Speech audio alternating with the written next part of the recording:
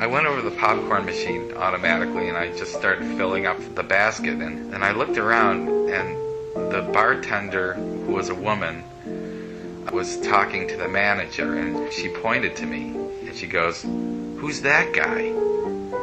Automatically, I just felt alienated. It's kind of like a car wreck because you can't really turn your eyes. And the stories were somewhat interesting because it had to do with getting disrespected, which a lot of people can relate to. You know, you go and you meet people who are just mean, you know. And somehow Orrin kind of tuned into that, and we got this formula going over the 20 episodes where you have the stories as the basis, and then the animation just makes it all that much freakier. Well, just because I didn't experience what he experienced, I was able to have the freedom to envision it in a different way. He just came in with audio recordings, and then I took it and I envisioned what this character was seeing.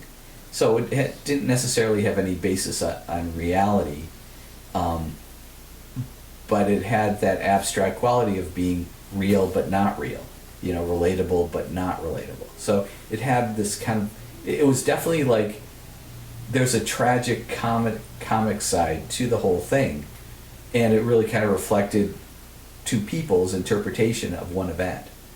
So the landlord proceeded to tell me what a pigsty this place was. It was like he was telling me, "You're living in filth. There's all this filth all over the place, and you're filthy."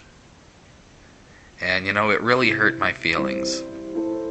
Probably about the 10th or 13th episode, we got involved with YouTube. Yeah, YouTube was looking to legitimize their service a bit. They were, you know, it was like in their first or second year, and they wanted to be known for more than just cat videos because they wanted to attract sponsorships. It was really new to us to, you know, have that sort of instant feedback from thousands and thousands of people. How much money do you make? Well, do you really want to know? I mean, Is it enough to care for my 3 kids? 3? Yeah, do you like children? 3 kids, I mean, that's a lot of carpooling and stuff, right? That was a trick question. I just wanted to see if you were nurturing in any way. It's hard to interpret what's going on. You don't know if you're watching a true story or one that's made up. You don't know if you're supposed to be laughing or crying. You know, you don't know, and that was, you know, part of the reason. Like Jerry Seinfeld saw it, and he commented on it. He actually commented on one of our worst ones, unfortunately. Yeah. But you know, this was less of a Seinfeld thing and more of a Larry David thing. Nobody really talks about this stuff. It's like, and that's the everyday stuff is the things that I think people related to the best. It's twisted, you know, it's a twisted reality. Sometimes we're not sure what it is, if it's comedy or tragedy.